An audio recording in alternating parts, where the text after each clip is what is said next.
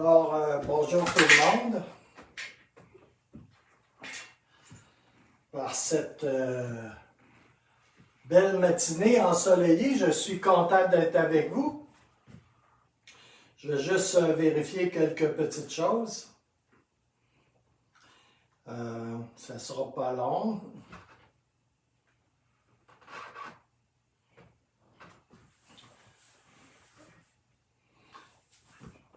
Oui, je vais vérifier un peu le son.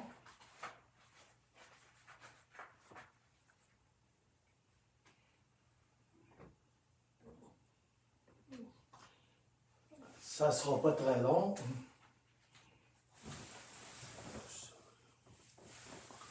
Alléluia. Alléluia. Merci Seigneur. Alléluia.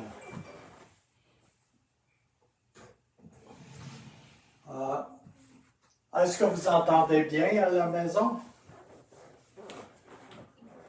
Ici, il semblerait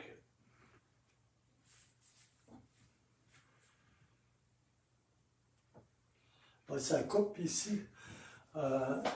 Est-ce que le son est correct chez vous?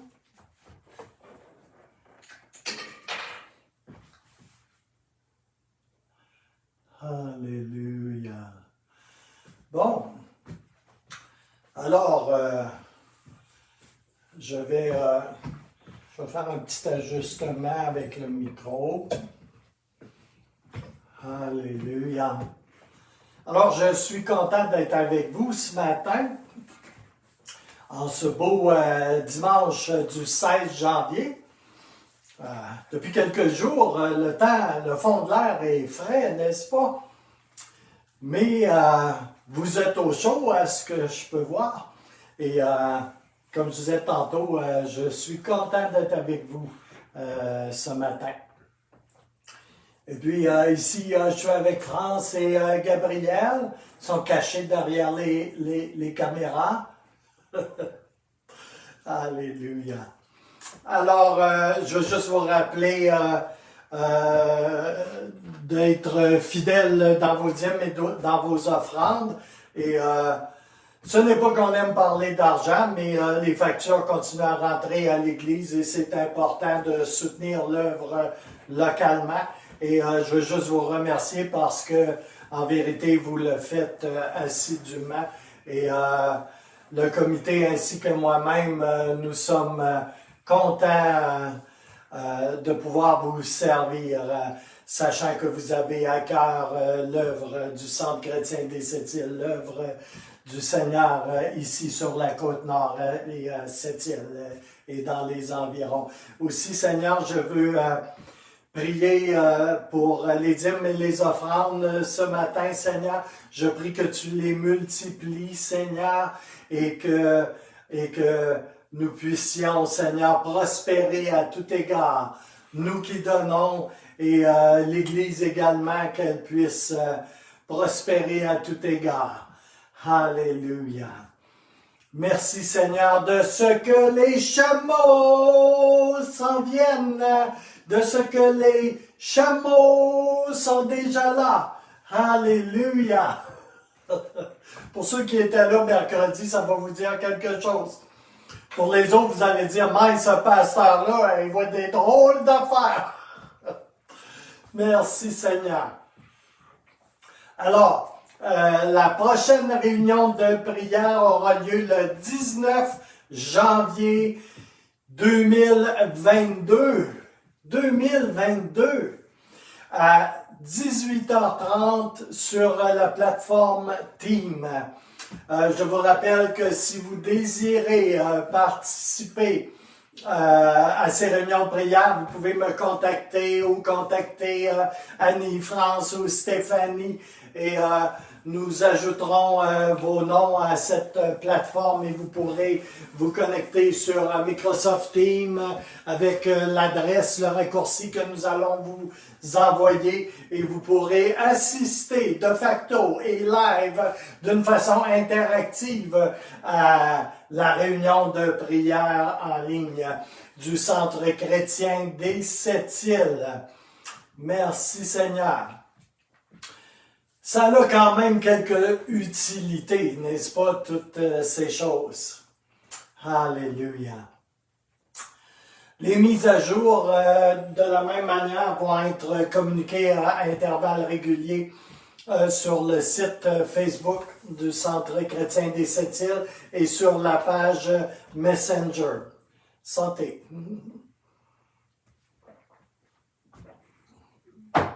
Alléluia. Et présentement, la page frères et sœurs, entre guillemets, demeure un bon endroit pour demander de la prière si vous en avez besoin et si vous êtes à l'aise avec cela. Cependant, si vous avez des besoins urgents de prière et de confidentialité, vous pouvez communiquer directement avec moi à l'adresse courriel de l'Église qui est cc7il@gmail.com. Le 7il, c'est le chiffre 7 avec il à côté. Et par Messenger ou via la page Facebook du Centre chrétien des Sept-Îles ou même par téléphone. Alléluia. Et je veux vous rappeler que les divers services rattachés au ministère pastoral demeurent disponibles pour vous. Vous pouvez vous en prévaloir en communiquant avec nous ou avec l'équipe du Centre chrétien des Sept-Îles. Alors, avant d'aller dans le message, j'espère que vous avez pris un petit temps de prière ou un petit temps dans la présence de Dieu ou dans sa parole de façon à préparer vos cœurs pour le ministère du Saint-Esprit qui va se faire ici ce matin via la parole de Dieu. Alléluia. Alors, merci Seigneur. Je sens la présence de Dieu qui descend ici et maintenant. Puissiez-vous sentir la présence de Dieu. Alléluia. Il est ici et maintenant, au 54A de la rivière. Et je n'ai aucun doute que sa présence descend sur vous ici même à l'instant. Dans le nom puissant de Jésus. On veut tout faire dans la présence de Dieu. On veut camper autour de sa parole, autour du feu de sa présence, dans le beau et puissant nom de Jésus. Seigneur, je prie, Seigneur, que tu aménages les cœurs, que tu ouvres les cœurs pour recevoir un ministère à travers ta parole ici ce matin. Je prie pour la puissante onction du Saint-Esprit sur chacun de nous, ici et maintenant. Je sais que le message est loin, Seigneur. Je te remercie pour ta grâce, Seigneur, pour l'onction que tu déverses ici et maintenant, Seigneur. Que tu oignes ma bouche, Seigneur, et que tu oignes notre entendement pour recevoir avec sagesse, avec intelligence, ce que tu as à nous dire ici ce matin. Saint-Esprit du Dieu vivant, je t'invite et je te remercie de ce que tu es là, ici ce matin. Alléluia, alléluia. Gloire et gloire à Jésus. Merci Seigneur. Alléluia. Alléluia. C'est vraiment un ministère de la parole qui est ciblé ce matin. La semaine passée, le Seigneur m'a conduit à commencer à prêcher sur 2 Timothée et je vais continuer parce que c'est approprié au temps dans lequel nous sommes présentement. Alléluia. Merci Seigneur. Alléluia. Est-ce qu'on peut rendre grâce à Dieu ce matin? Avant d'aller plus loin. Dites merci Seigneur pour quelque chose. Quoi que ce soit. Merci de ce que je respire ce matin. Merci pour le soleil dehors. Merci pour le pasteur Larose. Merci pour le message. Merci pour Jésus. Alléluia. Merci de ce que tu me bénis. Merci, merci, merci Seigneur pour les chameaux, Seigneur, qui arrivent dans le pays. Oh, Alléluia. Merci, Seigneur. Alléluia. Gloire et gloire et gloire et gloire et gloire à Jésus. Alléluia. Gloire et gloire et gloire. Glory, glory, glory. Alléluia. Merci, Seigneur. Hallelujah. Stir up the Spirit, Lord, in me. Hallelujah. Active le Saint-Esprit dans ma vie, ici et maintenant, Seigneur. Hallelujah. Merci, Jésus. Hallelujah.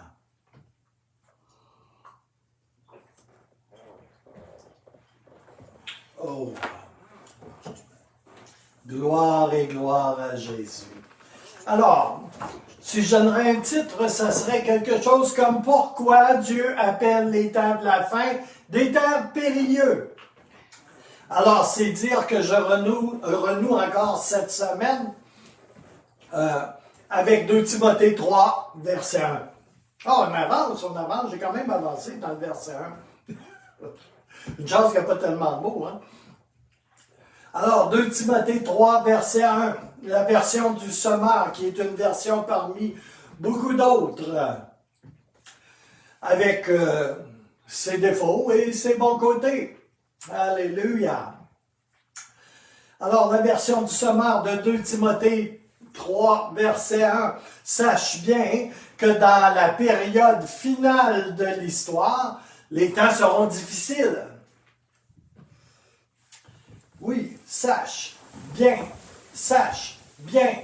que dans la période finale, la période finale de l'histoire, les temps seront difficiles ou périlleux.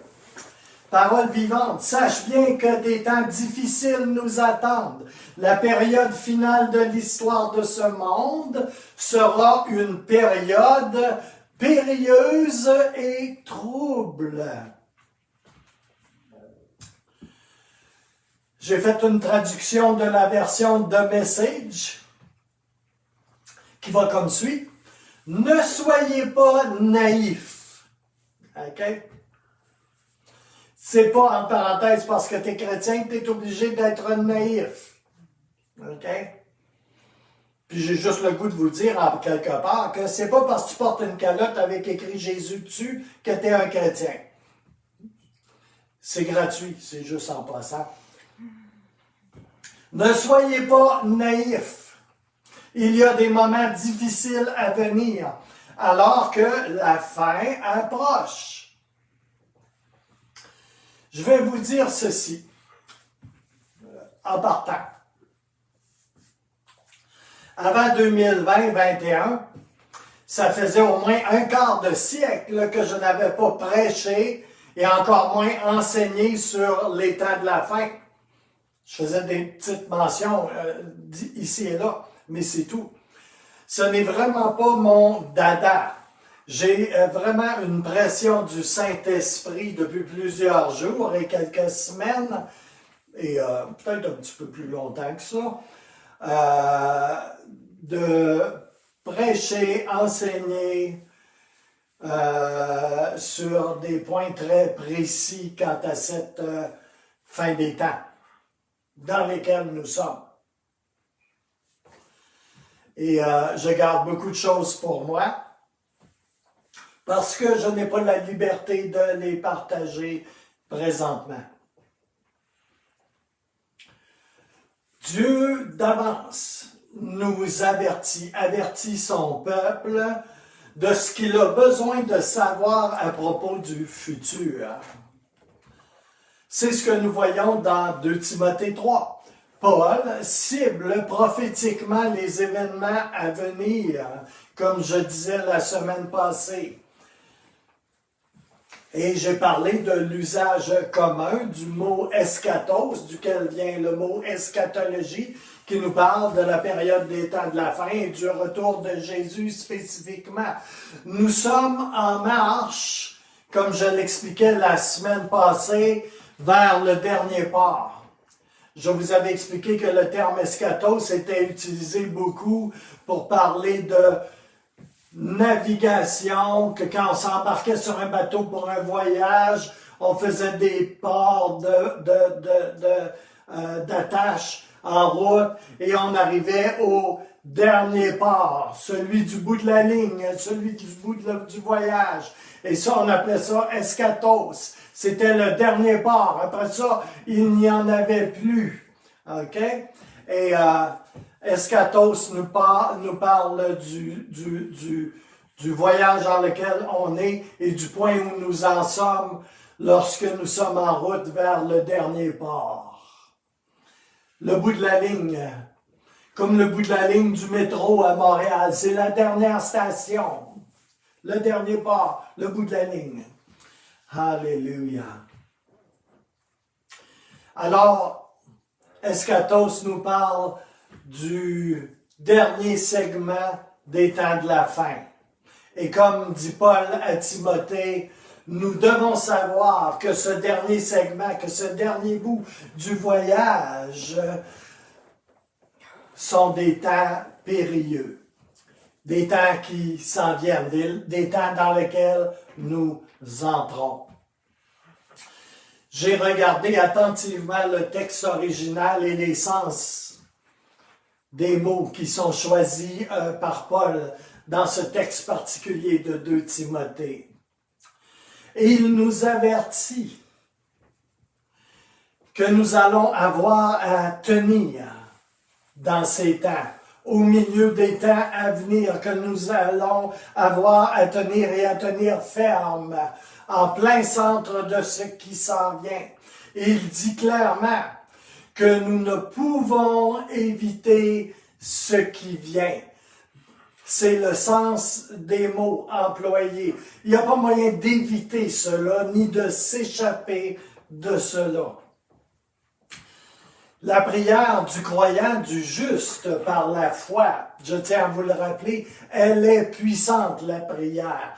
Et la parole de Dieu nous commande de prier. Mais bien aimés, la prière n'empêchera pas la saison déterminée de ces temps périlleux dans les temps de la fin.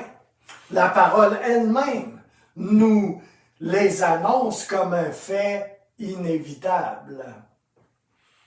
La prière, cependant, nous aide à être de ceux qui vont surmonter, être plus que vainqueurs dans ces temps qui s'annoncent. La prière, dans ces temps périlleux, va nous pourvoir et la délivrance et la protection pour nous et pour ceux que nous aimons. Alors, persévérons à prier. C'est le temps de prier plus que jamais. Pour ceux qui vivront en ces temps, nous aurons, comme nous prévient, comme nous avertit les Écritures, nous aurons cette forte impression de souvent d'être enveloppés de toutes parts, littéralement, d'être enveloppés par toutes sortes de choses négatives et opposées et confrontés par toutes sortes d'événements difficiles. N'est-ce pas? On a ce genre de sentiment depuis une couple d'années, n'est-ce pas? On est dérangé, on est enveloppé par une série de choses qu'on ne contrôle pas et qui nous sont imposées, n'est-ce pas? Ça ne fait que commencer. Mais il nous faut savoir que tous ces événements, toutes ces choses, s'inscrivent sur l'horloge prophétique de Dieu. Et nous devons savoir, hors de tout doute, que nous avons été choisis et loin de Dieu pour naviguer dans ces eaux tumultueuses. Nous avons été choisis, appelés loin de Dieu pour un temps comme celui-ci, dans des temps de défi. Et nous allons voir la gloire et la victoire de Jésus. N'est-ce pas exaltant? Moi, ça m'excite. Alléluia. Merci Seigneur. Et ceci me rappelle ces paroles de Jésus lui-même à propos de ce temps où il catalogue toute une série de signes associés à ces temps. On voit dans Matthieu 24, chapitre 4, Matthieu 24, versets 4 à 7. Jésus fait des mises en garde. Est-ce que vous saviez cela? Oui. Jésus leur répondit, « Soyez sur vos gardes et faites bien attention que personne ne vous induise en erreur, car plusieurs viendront. » Oui, plusieurs viendront et se présenteront sous mon nom. Ça veut dire quoi, ça? Ah, je suis chrétien. Et ils vous diront, « Je suis le Messie » et ils induiront beaucoup de gens en erreur. Moi, je sais que je sais que je sais. Alléluia. Regarde, j'ai un gilet, c'est écrit Jésus dessus. Je suis un peu tannant ce matin, excusez-moi. Vous entendrez parler de guerre et de menaces de conflit. Attention, ne vous laissez pas troubler par ces nouvelles, dit Jésus, car, écoutez bien, tout cela doit arriver. OK? Ça sort de la bouche de Jésus, car tout cela doit arriver. Mais la fin du monde ne viendra que plus tard. En effet, on verra se dresser race contre race, État contre État. Il y aura tantôt ici, tantôt là, des épidémies, des famines et des tremblements de terre. Et puis en Matthieu 24, 8, le verset suivant, Jésus nous parle de toute une série de types d'événements et il emploie le terme de commencement des douleurs ou de commencement du travail, comme on peut dire lors d'un enfantement ou d'un accouchement. Matthieu 24, 8 nous dit « Tout cela ne sera que le commencement des douleurs ». Le mot « douleur » qui est employé ici est exactement le même mot grec qui est employé pour les douleurs de l'enfantement, pour les contractions. Et le parallèle à faire est évident avec une question de fréquence régulière, de leur accélération et de leur intensité, qui, on sait, augmente à mesure que le travail d'enfantement approche de sa conclusion. Je pense que c'est une des premières choses que le Seigneur m'a montré au sujet des temps de la fin. Le parallèle entre une femme qui va accoucher avec ses douleurs et tout cela, et les temps de la fin, et la fréquence et l'intensité qui augmentent des contractions de ce monde. Alléluia.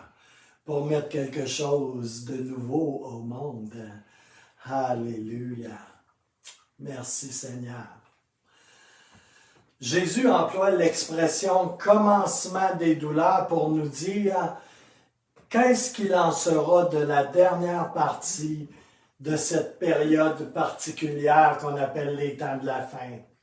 Il nous dit que la régularité des douleurs et leur intensité seront reliés de près à son retour et à la conclusion de cet âge qui finira par donner naissance à quelque chose de complètement nouveau en ce monde.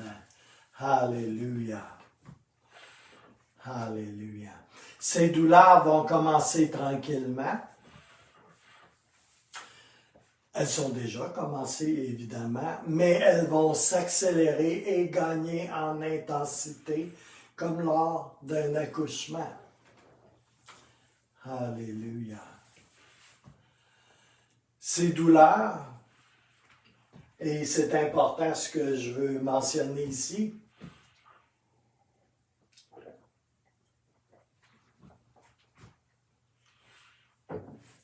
ces douleurs vont être ressenties à différents niveaux. Ces douleurs vont être ressenties dans l'atmosphère terrestre. Ces douleurs vont être ressenties dans la structure physique de la terre. Ces douleurs vont être ressenties dans le monde politique. Dans les événements du monde, ces douleurs vont être ressenties. Et dans la société, au sens large, ces douleurs vont être ressenties. Et particulièrement, alors que le temps avance, elles vont être de plus en plus ressenties et manifestes. Elles vont se concrétiser davantage à mesure que le temps avance. Alléluia. Et clairement, il est écrit que personne ne connaît l'heure ni le jour exact du retour de Jésus. Matthieu 24, 36 nous dit cela. Mais par contre, il nous est dit que nous pouvons reconnaître que nous approchons des limites de cet âge par la manifestation des signes. Tout cela se trouve en Matthieu 24. Il nous alerte, ces signes, de où nous en sommes. Et ces signes peuvent se précipiter en termes d'années, ou se concrétiser davantage en termes d'années, de mois et même de jours avant le retour du Seigneur. Qu'est-ce que je suis en train de dire? Ça peut aller vite. Dans le temps de ma jeunesse, j'étudiais au collège biblique avec un autre... lui, il était plus jeune homme que moi à l'époque. Son prénom était Pierre. Et puis, nous nous sommes perdus de vue, il va s'en dire plus tard. Mais on étudiait au collège biblique ensemble. Et je me souviens qu'une fois, il m'avait fait remarquer, parce que je pense qu'on était dans un... Où lui ou moi, nous étions dans un cycle d'études en eschatologie, tu sais, la partie de la théologie qui s'occupe du retour de Jésus. Et puis, tu sais, quand tu fais le collège biblique, tu étudies toutes les branches de la théologie, ok? Et ça commence là et ça se poursuit le restant de tes jours. Mais il m'avait fait valoir ceci. Il dit, t'as-tu remarqué, Gilles, comment, quand tu arrives là, tu sais, comme là, au début des évangiles, tu sais, comment les choses se sont enlignées rapidement par rapport à tous les signes qui avaient été donnés dans l'Ancien Testament pour l'avènement du Messie. Puis là, je m'étais arrêté là-dessus, puis j'avais pensé, c'est donc bien vrai. Hey, tu sais, pendant des siècles et des siècles et des siècles, les prophètes et les hommes de Dieu parlaient de l'avènement du Messie, tu sais, comme là. Et puis, soudainement, après une période de 400 ans de tranquillité où est-ce qu'il se passait absolument rien, entre Malachie et le Nouveau Testament, on va dire, il y a un grand creux. Et puis, soudainement, les signes se sont alignés. Clang, clang, clang, clang, clang, clang, clang, clang, clang. Jésus vient au monde. L'arrivée du Messie. Et tout le monde est en train de s'occuper de ces petites affaires de si grande importance, tu sais. Comme tondre sa pelouse, mettre son bateau à l'eau, aller à la chasse, catiner, tu sais, comme, puis tout ce que tu veux, tu sais. Puis il y a seulement quelques bergers, quelques personnes vraiment là, ancrées profondément, mais profondément dans la prière, tu sais. Quelques personnes, tu sais, qui eux autres assistent à la concrétisation de tout ce qui avait été annoncé d'avance pour la première venue du Messie. Alléluia. Et là, il revient bientôt. Alléluia. Un parallèle juste en passant. Alléluia. Jean 16, 13 nous dit que l'un des ministères du Saint-Esprit est de nous montrer à quoi nous attendre alors que nous avançons dans les temps de la fin. Jean 16, 13 nous dit, quand le Consolateur sera venu, et à ma connaissance, entre parenthèses, Il est pas mal venu. L'Esprit de vérité, il vous conduira dans toute la vérité, car il ne parlera pas de lui-même, hein, mais il dira tout ce qu'il aura entendu et il vous annoncera les choses à venir ou ce qui doit arriver. Ah, phew! Content de ce que le Saint-Esprit soit ici maintenant avec nous, en sachant et en ayant une conviction, en discernant les temps dans lesquels nous sommes, cela, bien-aimés, cela nous positionne, frères et sœurs, pour nous protéger nous-mêmes. On a besoin d'être positionnés par le Saint-Esprit, de discerner, d'avoir une conviction, afin que nous puissions être protégés nous-mêmes, ainsi que nos familles et nos aimés. Et je suis sérieux avec cela ici maintenant. Cela nous positionne également pour tenir ferme et tenir fort et pour faire et continuer de faire la volonté de Dieu tout en brillant dans le noir. La noirceur qui va, elle, s'épaissir juste avant le retour de Jésus. Elle s'épaissit de jour en jour. Et il va y avoir des risques et des dangers. C'est ce que l'Écriture nous avertit. Il va y avoir des temps périlleux. Amen. Alors, un peu plus tard dans le processus, dans la marche avec ce thème, nous allons regarder aux caractéristiques sociétales et culturelles destructives qui se sont déjà installées et d'autres qui sont en cours d'installation. Plusieurs, sans doute, parmi vous, sentent déjà ou réalisent même les shiftings,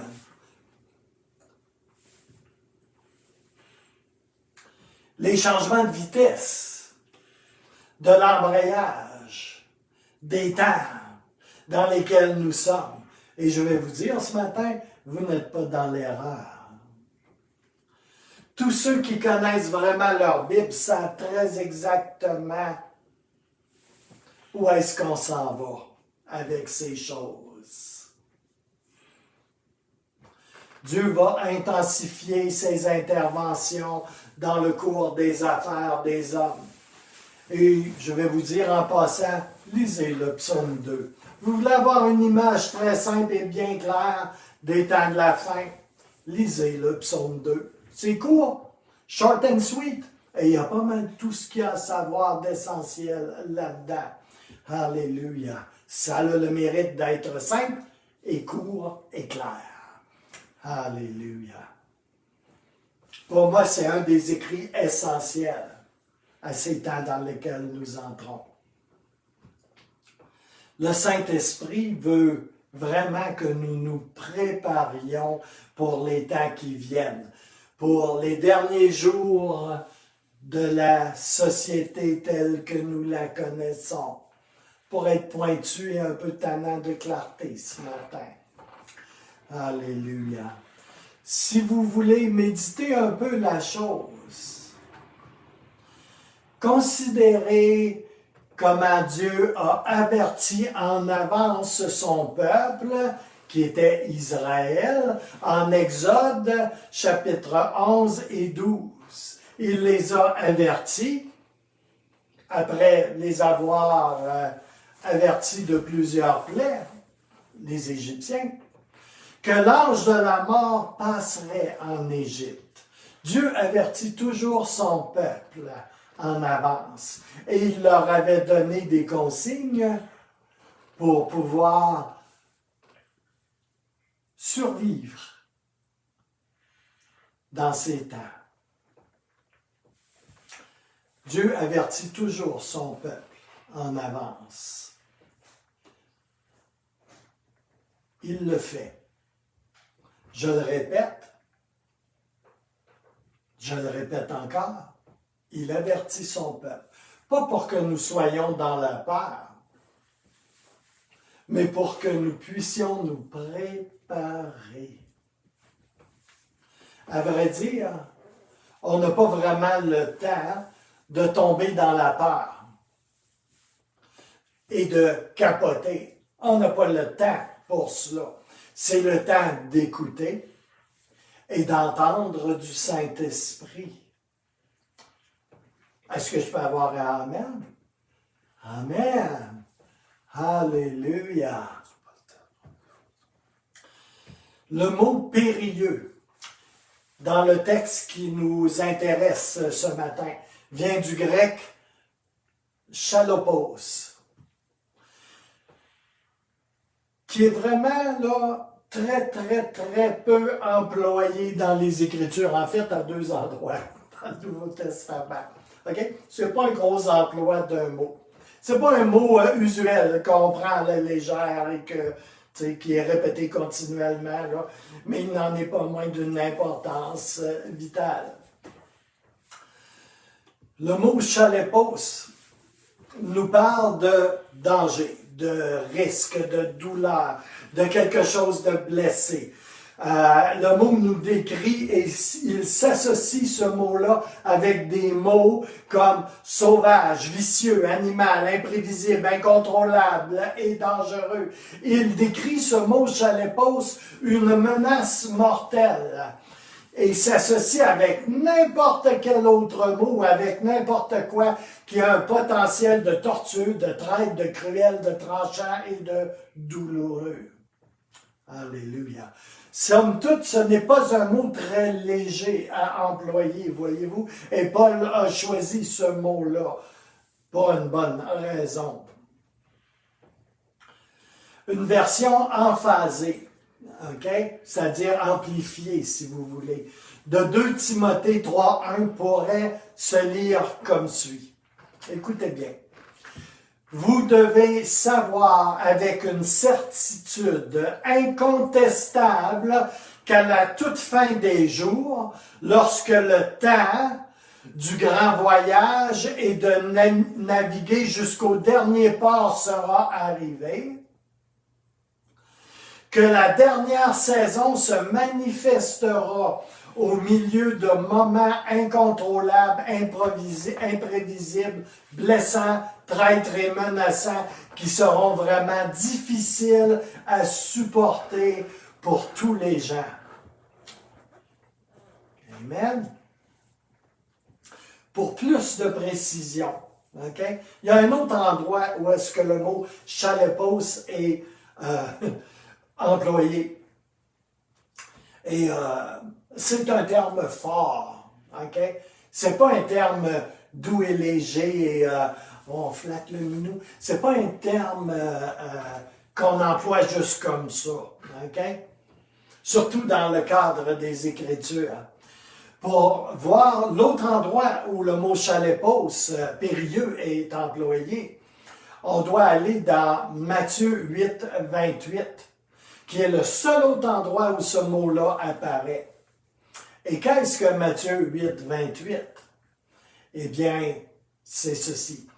Quand il fut arrivé de l'autre côté du lac, dans la région de Gadara, 2 hommes qui étaient sous l'emprise des démons sortirent des tombeaux et vinrent à sa rencontre.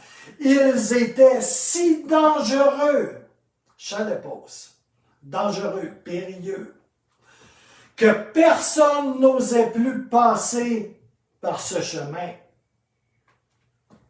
Ils étaient si dangereux, chalepos, qu'il était périlleux de passer à leur portée. Tu ne voulais pas les rencontrer.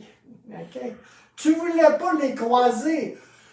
Tout le monde se tenait loin. Pourquoi? Parce qu'ils étaient dangereux, imprévisibles et qu'il était très périlleux de passer à portée de leurs mains. Voyez-vous?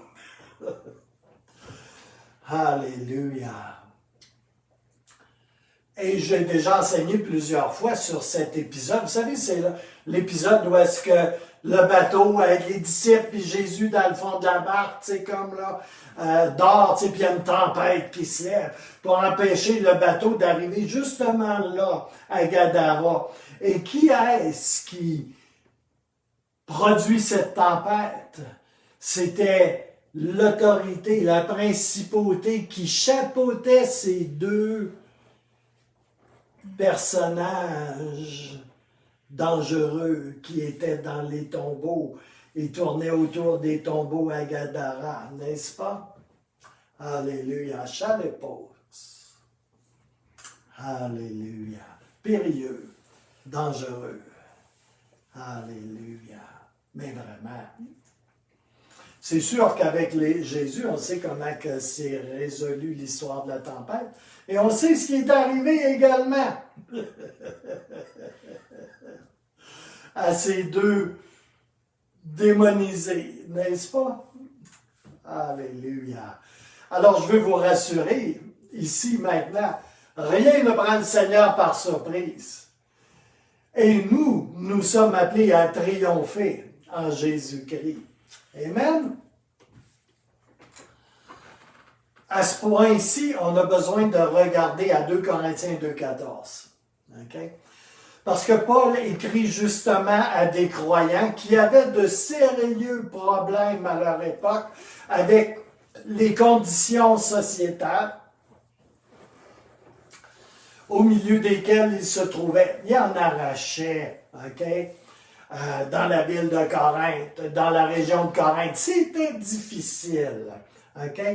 Ils avaient de sérieux problèmes avec l'environnement qui les enveloppait, la culture qui les enveloppait, la société au milieu desquelles ils se trouvaient, au milieu desquelles ils naviguaient.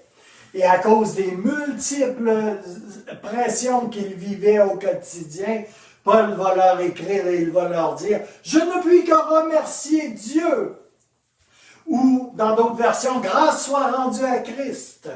Il nous traîne toujours dans son cortège triomphal et par notre union avec Christ.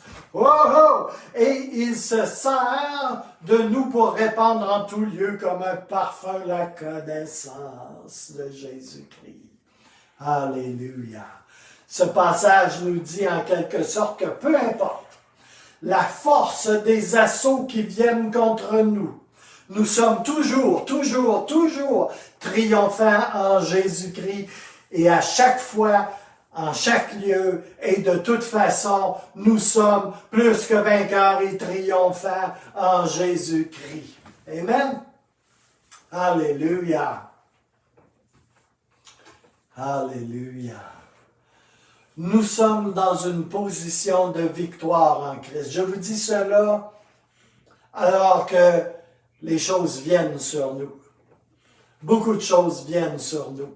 Il en vient depuis une couple d'années, il en venait même avant, et il va en venir encore et encore et encore. Et nous sommes plus que triomphants et dans une position de victoire quand nous nous tenons en Jésus-Christ. Quand nous nous tenons en Jésus-Christ, veillons à demeurer en Christ plus que jamais, bien-aimés. Nous vivons dans un temps qui impose une séparation entre les vrais et les faux. Alléluia. On a besoin d'être en Jésus-Christ. Pas juste en parole, pas juste en t-shirt et en calotte, Jésus. On a besoin d'être véritablement en communion et en intimité et en obéissance avec la parole. Et en Jésus-Christ, c'est un temps pour cela. Sinon, il va y avoir une séparation. Il va y avoir une séparation entre les vrais et les faux-nés. Alléluia. Et ça, c'est un fait.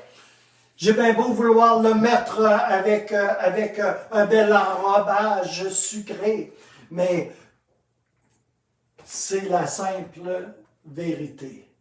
Alléluia. On a besoin d'être en Jésus-Christ. Alléluia. Pas d'être en religion, mais d'être en relation. Et d'être greffé à Christ. Mais vraiment. Alléluia. Que croyez-vous qui va arriver dans des temps périlleux? Quand il y en a, ça prend tout pour suivre, pour s'engager, pour s'afficher réellement, pour communier vraiment avec Jésus dans des temps de facilité extrême dans lesquels nous sommes. Que croyez-vous qui va arriver? Alléluia. Alléluia. Si vous vous tenez en Christ Jésus, vous êtes victorieux. Et je vais vous dire clairement et directement ceci aussi ce matin. Plus encore, c'est votre temps. Si vous êtes en Jésus, c'est votre temps. Votre temps réservé dès longtemps d'avance pour briller dans les ténèbres. Et je vais vous dire par expérience, plus il fait noir et plus c'est facile de briller et de briller fort quand nous sommes en Christ. Alléluia. Ésaïe 60, versets 1 et 2 nous dit, « Lève-toi et sois éclairé, car ta lumière arrive et la gloire de l'Éternel se lève sur toi.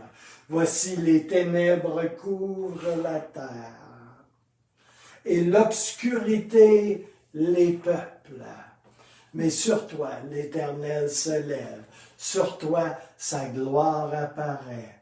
Nous sommes dans ces temps, et nous avons été appelés et choisis pour des temps comme ceux-là. Alléluia. Ça doit bien faire 200 fois ce que je le dis, hein? Alléluia. Nous sommes la génération appelée à clore ce présent âge. Nous avons été choisis pour cette heure bien précise. C'est, écoutez-moi bien ce matin, c'est notre destinée qui se pointe à l'horizon. C'est pourquoi nous avons été créés, appelés, choisis. Alléluia. Et ouais.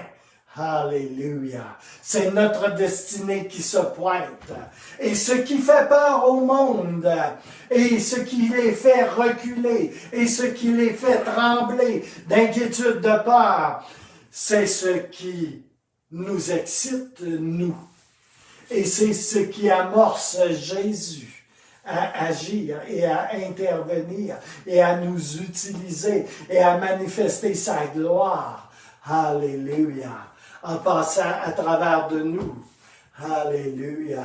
Pour toucher, guérir, délivrer, pour parler, pour témoigner de Jésus-Christ, pour s'afficher. Alléluia. Pour s'engager. Alléluia. Alléluia. Oh, alléluia. Pour être de ceux que Jésus va utiliser en cette heure qui se pointe sur nous. Et pour être de ces personnes que Jésus va utiliser pour toucher les gens qui vont avoir de sérieux besoins. Ils n'auront pas seulement mal aux gros orteils ou aux petits orteils. Ils vont crier pour des réponses dans les trains troubles et périlleux. Ils vont crier pour des réponses et plusieurs vont être éperdus. Alléluia. Éperdus, je veux dire plus perdus que perdus. Et ils vont chercher direction, réponse. Et ils vont te regarder, ils vont se dire, pourquoi tu as un sourire dans la face? Pourquoi est-ce que tu as l'air si heureux? Pourquoi est-ce que tu as l'air tellement rempli de paix et de joie? Pourquoi? Alléluia. Merci Seigneur. Et vous, bien-aimés, frères et sœurs, vous allez avoir besoin d'un style de vie spirituellement sain. S-A-I-N. OK? Et S-A-I-N-T également. Pratico-pratiquement, pour de vrai, vous allez avoir besoin d'un style de vie spirituellement sain dans les deux sens. S-A-I-N et S-A-I-N-T. Et vous allez avoir besoin de colmater les failles, parce que ça va être un temps où ça brasse vraiment dans les bambous. J'aime beaucoup l'expression « ça brasse vraiment dans les bambous ». Si on l'adapte à notre contexte, on va dire que ça va brasser dans les épinettes. Et ce qui va sortir des épinettes, ça va être pas mal gros et ça va être pas mal laid. Alléluia. Alléluia.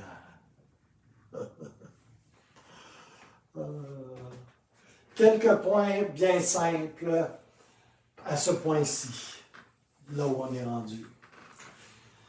Mais le fait que ces quelques points sont simples ne veut pas dire qu'ils ne sont pas importants. Aussi facile que ça à réellement mettre en place. Surtout si vous avez déjà de la difficulté dans la période dans laquelle on se trouve présentement. Alléluia. Premier conseil majeur.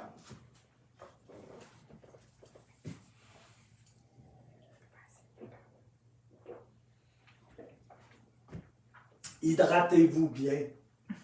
Très important.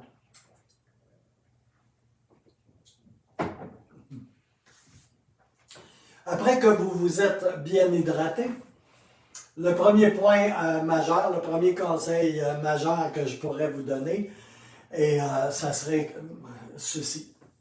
S'il vous plaît, je vous en conjure dans l'amour de Jésus-Christ, ôtez vos yeux de sur vous-même et regardez. Regardez autour. Ôtez les yeux sur vous-même et regardez autour. Voyez ceux qui sont autour de vous. Philippiens 2,4 nous dit que chacun de vous, au lieu de considérer ses propres intérêts, considère aussi les intérêts des autres. Alléluia. Parole vivante, versets 3 et 4 du même passage. N'agissez pas en vue de la satisfaction de vos désirs particuliers. Laissez tomber tout esprit de rivalité, que ni la vanité, ni le désir de faire bonne impression ne commandent vos actions, que par humilité. Chacun de vous considère son frère comme étant meilleur et plus important que lui-même. Apprenez à reconnaître la supériorité des autres. Galates 6,7 dit aussi, ne vous faites pas d'illusions sur ce point. Dieu ne se laisse pas traiter avec mépris ou légèreté, si vous préférez. Et ne vous faites pas d'illusions sur ce point. Ah, j'ai déjà lu. Il ne permet pas qu'on se moque de lui. On récolte toujours ce qu'on a semé. Les autres, ton prochain, c'est qui mon prochain? Celui que tu as en face de toi. Celui que tes yeux voient. C'est lui ton prochain. Ceux que le Seigneur met devant ta face. Comment Dieu veut t'utiliser? Qu'est-ce que Dieu a à dire à ton prochain? Comment peux-tu toucher ton prochain? Enlève tes yeux de sur toi-même. Enlève tes yeux de sur toi-même. Et regarde autour de toi. Comment semer, comment parler, que dire. C'est le temps. C'est le temps, frères et sœurs. C'est le temps et il n'y en a pas beaucoup qui restent. Deuxièmement, évaluer le climat spirituel réel autour de vous. Vous devez évaluer les besoins des autres et leur niveau de réceptivité spirituelle. Et en passant, vous pouvez le faire pour vous-même également. Évaluer le climat spirituel qu'il y a en vous et autour de vous. Et votre niveau de réceptivité spirituelle. Dieu veut vous utiliser, bien-aimés, dans ces temps dans lesquels nous entrons. Et Jésus nous dit, en Matthieu 10,16, « Soyez prudents et rusés comme un serpent. » Prudent, intelligent, observez. Alléluia. Soyez prudents alors que vous obéissez au Seigneur. Comme un serpent, soyez discrets, silencieux, observez, évaluez la personne avant d'agir et demandez à Dieu la sagesse, l'intelligence, la connaissance. Et quand le Saint-Esprit vous dit c'est le temps, obéissez et agissez rapidement. Alléluia. Ôtez les yeux sur vous-même. Alléluia. Obéir et agir sous la conduite du Saint-Esprit. Troisièmement, je vous en supplie ce matin, débarrassez-vous de toutes les attitudes jugementales, de toutes les attitudes de jugement envers les autres. Débarrassez-vous de vos préjugés envers les gens. Ce qu'ils disent, ce qu'ils pensent, de quoi ils ont l'air, ça n'a pas la moindre importance. Regardez comment Jésus était avec les gens, même avec les gens qui étaient si facilement jugés et tassés et étiquetés par la société de son temps. Jésus n'avait aucune difficulté à dealer avec ces gens et à leur dire la vérité. Alléluia.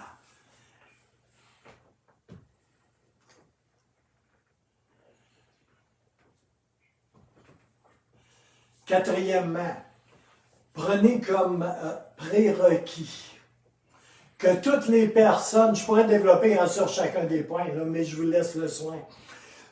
Quatrièmement, prenez comme prérequis que toutes les personnes ont besoin d'encouragement.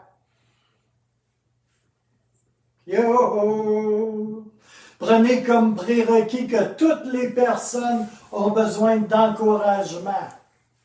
Nous rencontrons continuellement des gens qui sont dans des luttes, des combats dans leur vie personnelle, qui sont blessés, maganés, qui sont au milieu de luttes intenses souvent. Qu'est-ce que Dieu a à leur dire?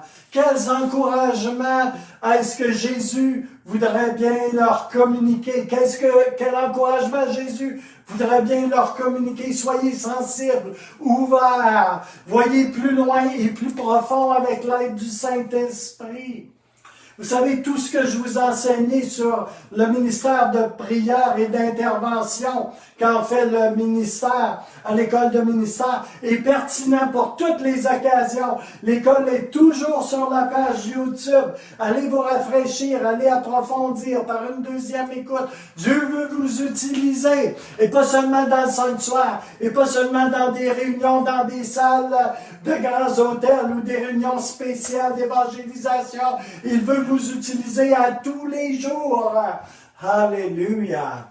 En vue de toucher cet autre, votre prochain. Alléluia. Heidi Baker disait, l'amour, elle a un nom. Elle peut s'appeler Hortense. Il peut s'appeler Camille. Il peut s'appeler Pierre. Il peut s'appeler de beaucoup de noms, mais il a un nom. Et sur ce nom, en arrière de ce nom, il y a un visage. Il y a une face. Il y a une personne qui se tient juste en face de toi. L'amour a un nom. Alléluia. Puis si tu ne connais pas le nom, demande. Alléluia.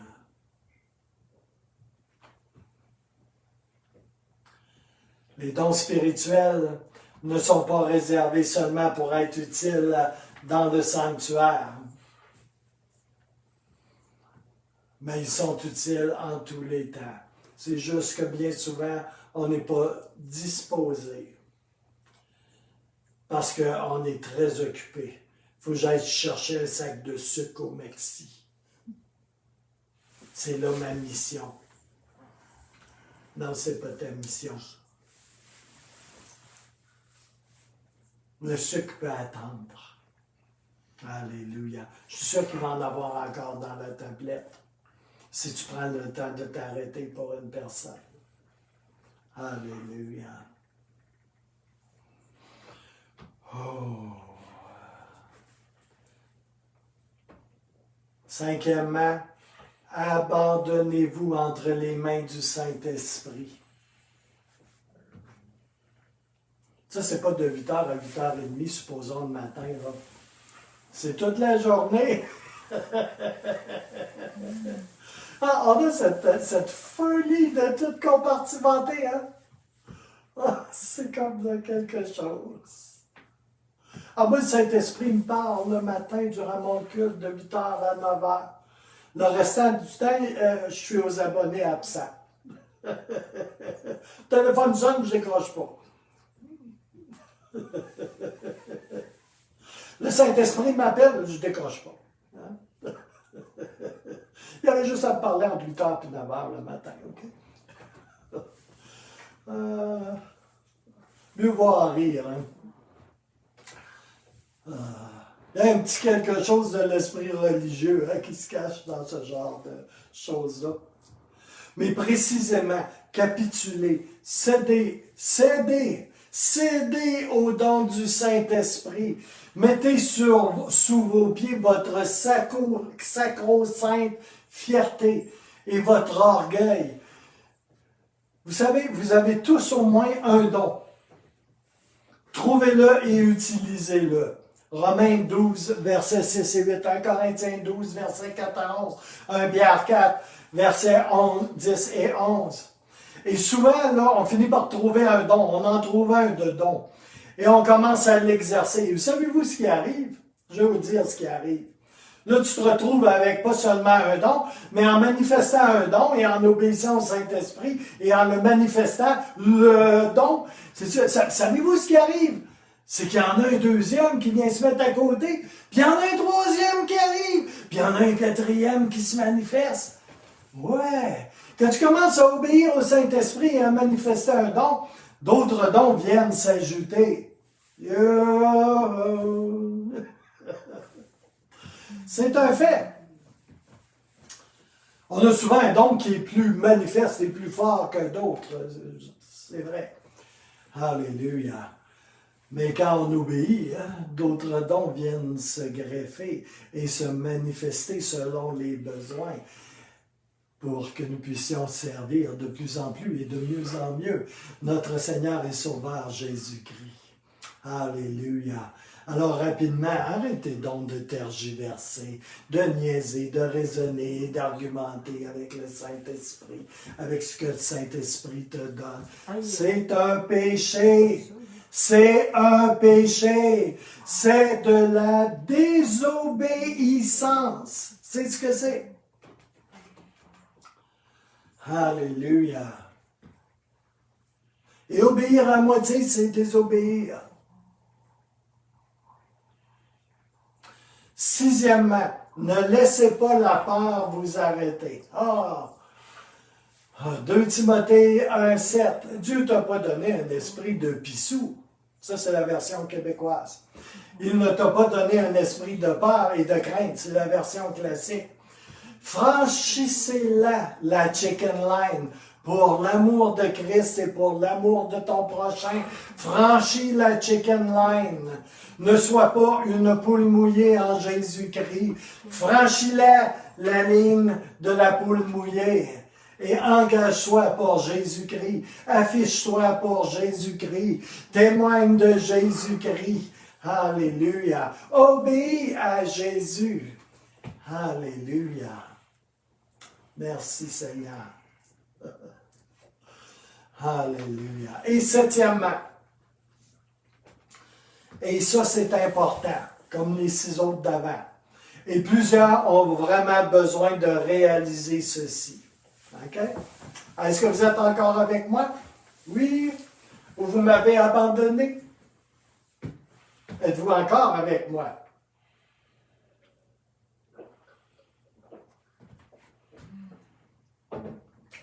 Je vais présumer que oui. Alors ça, c'est important. Et plusieurs ont vraiment, mais vraiment besoin de réaliser ça. Tu es toujours sur la job. Je parle en Jésus. Tu es toujours sur la job. Tu es à temps plein. Oui. Alléluia. Tu es toujours à la tâche. Tu es toujours mandaté pour t'occuper des affaires de papa. Yes. Ici sur la terre, c'est ta tâche, ton service, ton devoir. Tu es à temps plein. C'est pas comme si tu travailles pour Alouette ou pour Arcelor ou pour ta propre business ou à l'hôpital ou à qu'est-ce que qu'à l'hôpital, t'es pas mal sur la job tout le temps. Hein? Mais dans le Seigneur, t'es toujours sur la job. Alléluia. Alléluia. T'es à temps plein. Est-ce que vous savez ce que ça veut dire, être à temps plein? Alléluia. C'est comme quand tu es propriétaire d'une business, hein? Tu es vraiment à temps plein. Tu sais, Dieu t'a donné la tag. On a parlé de ça la semaine passée. Hein? C'est toi qui as la tag. Tu es à temps plein avec la tag. Alléluia. Fait que laisse la messe aux morts. Et toi, tu es occupé, tu es appelé à t'occuper des vivants en servant le Seigneur qui lui aussi est vivant. 1 Pierre 3,15. Et il est clair à ce propos. Tu es à son service en tout temps, à temps plein. Alléluia. Comme le dit l'évangéliste Nathan Morris, que j'aime beaucoup, on entre dans un temps où tu es pas mal mieux de savoir en qui tu crois. Mais vraiment. On entre dans un temps où tu as besoin de savoir vraiment en qui tu crois et ce que tu crois. On entre dans un temps où tu vas avoir besoin de le confesser et de le dire ouvertement aussi, et ça pour de vrai. Je vais finir ce matin, parce que le temps avance, par quelques recommandations de base pour survivre, j'emploie ce mot-là sciemment, dans les temps de la fin, et pour vraiment bâtir un mur de protection autour de votre vie. Alléluia. C'est très simple. Mais je dois vous le dire ce matin, encore une fois. Alléluia. 1. Priez chaque matin. Comme David en parle dans le psaume 5.3. Regardez au Seigneur à chaque matin. Dans les temps périlleux dans lesquels on s'engage, ça devient de plus en plus important. Priez chaque matin. Éphésiens 6.18 nous parle de prier continuellement. Vous avez besoin de vous soutenir et de vous entretenir.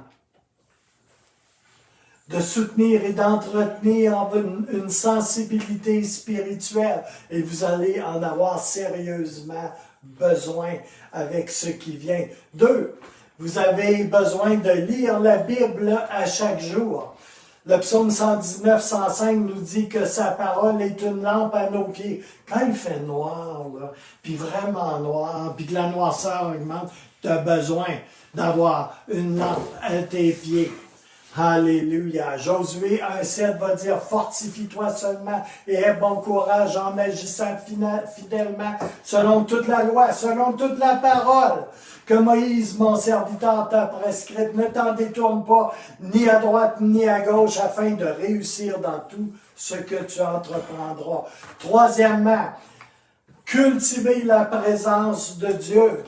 Le soaking, la contemplation, prenez du temps dans la présence de Dieu. Quatrièmement, confessez rapidement vos péchés au Seigneur et recevez la purification par le sang de Jésus. 1 Jean 1,9 nous dit qu'il est fidèle et juste pour nous pardonner les péchés et pour nous purifier. Niaisez pas avec cela. Confessez vos péchés rapidement. Ne vous couchez pas avec ça. Confessez vos péchés rapidement et demandez que le sang de Jésus vous purifie. Cinquièmement, revêtez-vous de toute l'armure de Dieu.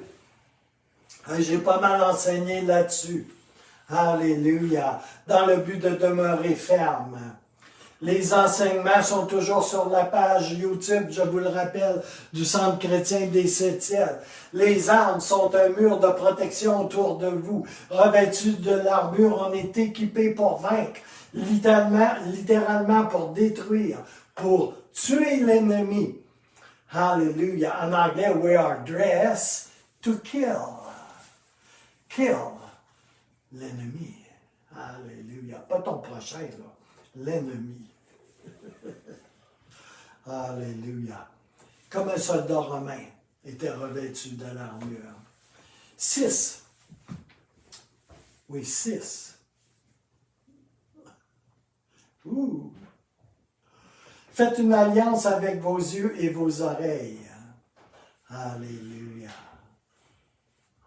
Psaume 101, verset 3 dit, je ne contemplerai pas de mes yeux, ni ne poserai mes yeux sur ce qui est impur et inspiré par le malin. Les yeux sont une fenêtre de l'âme. Les temps de la fin sont caractérisés par des bombardements continuels et successifs du malin qui passent beaucoup par nos oreilles et nos yeux. Alléluia. Faites une alliance avec vos yeux dans les temps qui viennent. Et avec vos oreilles, vous savez, on dit ça d'une manière très usuelle, mais on n'est pas des poubelles, OK? Pour se laisser remplir de toutes sortes de choses. Et quand même, ça ne passe pas par la télévision ou par un petit écran. Alléluia. Ça peut venir aussi par la bouche de quelqu'un qui se tient juste à côté de toi. Et qui semblerait penser que tu es une poubelle, justement. Parce que la seule chose qu'il trouve à faire, c'est à t'abreuver et à te remplir de toutes sortes de choses négatives. Parce qu'il a en lui, là, c'est ce qui sort de lui. Alléluia. Et après ça, il vient domper ça chez vous, en toi. Alléluia. Quelquefois, là, une relation toxique, c'est pas ton prochain. C'est quelqu'un qui est utilisé par l'ennemi pour te détruire, pour te nuire, pour te corrompre, pour toutes sortes de choses qui ne sont pas dans le plan de Dieu et qui ne sont pas du tout ce que Dieu a pour toi. Alléluia. Et alors, il faut régler cela. Il faut dire la vérité. Et vous savez, moi, le Seigneur m'a déjà montré quelque chose. Je ne suis pas responsable de la façon qu'une personne réagit à la vérité. Alléluia. Ça lui appartient. Alléluia. Moi, ce qui m'appartient, c'est de dire la vérité avec amour, mais de dire la vérité. Et on doit aimer assez pour la dire, la vérité. C'est pas en s'associant, en minouchant, quelqu'un qui s'en va à sa perte, qu'on va le sauver. On le fortifie dans ses erreurs et dans sa course qui est désastreuse. Alléluia. Vous voulez être responsable de cela? Non. Dites la vérité. Dites-la avec amour, mais dites la vérité. Annoncez l'Évangile, la parole de Dieu telle qu'elle est. Alléluia. Septièmement, maintenez à tout prix une relation forte et solide avec ceux avec lesquels vous êtes spirituellement redevables. C'est très important pour construire et solidifier un mur de protection autour de vous. Alléluia. On a besoin de gens qu'on est capable de regarder dans les yeux et duquel on est capable de recevoir peut-être même une correction ou un conseil. On a besoin d'être redevable à quelqu'un en chair et en os. Yes. Alléluia. Alléluia. Le psaume 54, 4 dit, « Voici Dieu est mon secours, le Seigneur est avec ceux qui soutiennent mon âme. » Avez-vous des gens qui soutiennent votre âme? Et je ne parle pas de n'importe qui, là. Je ne parle pas d'un professeur de yoga, là. Hein? Ou de quoi que ce soit d'autre, là. Ou de quelqu'un qui se dit ce que vous voulez. Mais avez-vous des gens qui sont capables, en mesure, à pointer, ouais, pour soutenir votre âme? Alléluia. Et auquel vous pouvez être redevable. Alléluia. C'est très important. Pour être enveloppé dans un mur de protection, pour avoir un parapluie spirituel au-dessus de la tête, un parapluie d'autorité spirituelle au-dessus de la tête, ça évite beaucoup de désagréments et de choses plus graves que des désagréments éventuellement. Alléluia. Huitièmement, assistez régulièrement à votre Église. Entretenez, le bâtiment est fermé, là. Entretenez une communion, une relation avec vos frères et vos sœurs, avec l'assemblée de l'Église, de votre Église locale, je parle, hein, via Internet, via la plateforme qu'on utilise de toutes les manières. Il y a des téléphones, il y a Messenger. Alléluia. Alléluia. Cultivez des relations avec vos frères et vos sœurs. Restez proches. Priez les uns pour les autres et les autres pour les uns. Alléluia. Que ça fonctionne dans les deux sens. Alléluia. Et finalement, je vais finir ici. Alléluia. Faites attention à ce que vous écoutez. Je vois des gens qui postent des choses sur leur page. Et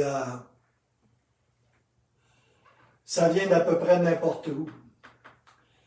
C'est souvent emprunt. Emprunt, le mot est fait. C'est saturé de positions légalistes, tu sais. Alléluia. Moi, quand ça prêche qu'une femme a besoin de porter une jupe, parce que si elle porte des pantalons, là, c'est pas de Dieu, là, regarde. Je vais vous donner un conseil. Flushez ça et bloquez ça. Parce que si c'est capable d'être comme ça pour des niaiseries pareilles, là, imaginez-vous le reste. Alléluia. Il y a beaucoup de choses contradictoires. Et moi, je suis un pasteur, un théologien, j'ai une onction prophétique. Je sais qu'est-ce qu'il y a en arrière d'une affirmation faite par un tel homme de Dieu ou tel autre homme de Dieu. Je connais toutes les doctrines diverses, pas toutes en profondeur, mais je sais sur quoi ils se basent. Je sais de quoi ils sont faits. Je sais où est-ce qu'ils s'en vont en faisant une affirmation ou telle autre affirmation. Et il y a des gens que je respecte au plus haut point comme étant des grands hommes de Dieu. Et je ne donne pas ce titre-là à n'importe qui parce qu'il y a des followers, des gens qui le suivent sur Internet, que ce soit des milliers ou des dizaines de milliers, ça n'a pas la moindre importance. Alléluia. Et vous savez quoi? Vous ne les verrez jamais sur ma page, ces gens-là. Les gens que je poste sur ma page ont des fondations solides, claires.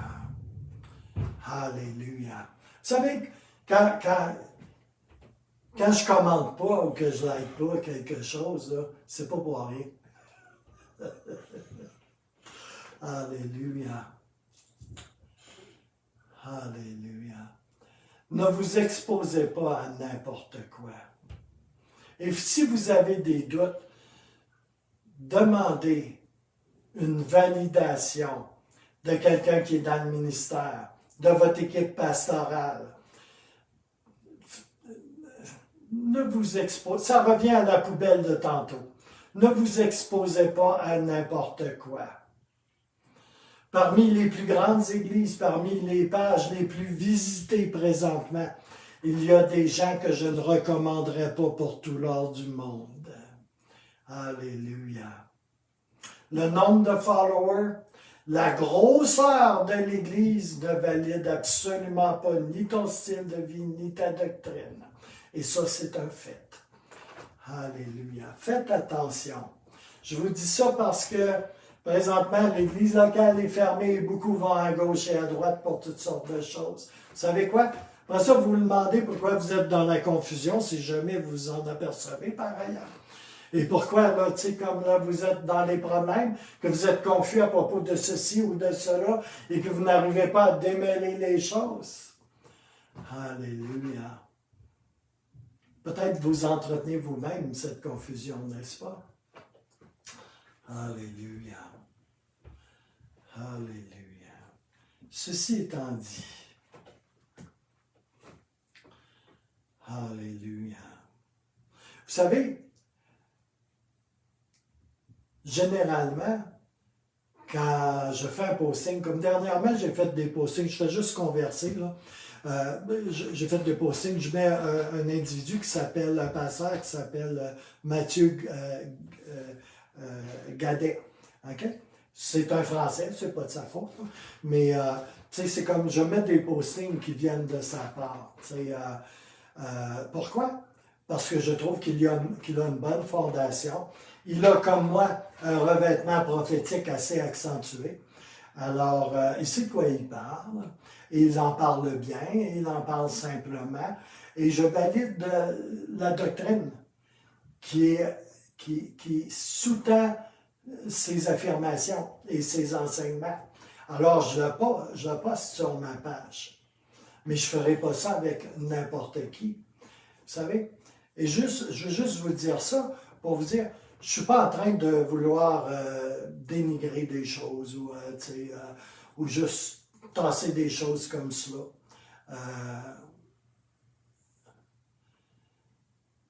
Il y a des gens que je reconnais qu'ils ont une onction et une doctrine saine.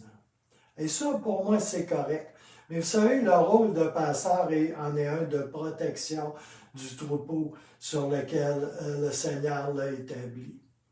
Et ces charmantes plateformes-là, des médias sociaux, là, c'est le free for all. Okay? La meilleure façon, la plus simple, je pourrais vous montrer ça. Vous savez, c'est pas n'importe qui va venir prêcher au Centre chrétien des Sept-Îles. J'ai déjà refusé des personnes. Okay? Puis là, ils ne comprenaient pas parce qu'il était tellement grand, tu sais, comme là, ils ne comprenaient pas ça, tu sais. Puis c'est pas parce que je veux pas que quelqu'un d'autre vienne prêcher, c'est que je veux pas que n'importe quoi soit enseigné n'importe comment sur n'importe quelle base. Alléluia. Et ça, c'est le pouvoir discrétionnaire de quelqu'un qui est appointé pour protéger le peuple de Dieu, le troupeau de Dieu, de tout faux enseignement et de toute fausse doctrine, et de protéger les gens de loups et de gens qui sont animés d'un esprit autre. OK? Et l'exposition des enfants de Dieu aux médias sociaux, aux plateformes sociales, fait qu'ils sont exposés à peu près à n'importe qui. C'est comme du magasinage. Okay? Et tu vas au Walmart, puis là, tu as 56 sortes de tels produits. Dans le Seigneur, il n'y a pas 56 sortes de tels produits, il y a un produit. Alléluia. Et son nom est Jésus. Et ce n'est pas vraiment un produit, c'est une personne. Et les gens qui sont appelés à faire le ministère amènent Jésus et une saine doctrine qui nous a été transmise une fois pour toutes. Méfiez-vous des gens qui arrivent et oh, mais c'est la nouvelle patente. Tu n'as pas la nouvelle patente, tu as une vieille affaire qui a été réchauffée 32 fois. Et Dieu nous dit maintenant qu'on va aller vers une chose nouvelle, qu'il va faire toutes choses nouvelles. Et ça, c'est pas du réchauffé de la vieille patente que tu es allé ramasser, on ne sait trop où. Alléluia. Bon, fait que assez de ces choses. Et je vais juste finir par un mot de prière. Je me suis étendu, n'est-ce pas? Alléluia. Alors, Seigneur, je prie, Seigneur, que tu puisses bénir les auditeurs, Seigneur, la famille du Centre chrétien des Sept-Îles, Seigneur. Ils sont beaux, Seigneur, ils sont intelligents, Seigneur. Et Seigneur, tu vas les conseiller, tu vas les affermir, tu vas les fortifier, Seigneur. Tu vas faire une œuvre admirable en eux afin de les préparer pour les temps dans lesquels nous entrons. Et je prie la pleine et puissante bénédiction de Jésus-Christ sur chacun d'eux. Alléluia. Et je vous dis à la prochaine dans le nom de Jésus. Soyez bien, soyez aimés, soyez enveloppés de sa présence et non pas enveloppés par n'importe quoi. Que le Seigneur vous bénisse. Amen.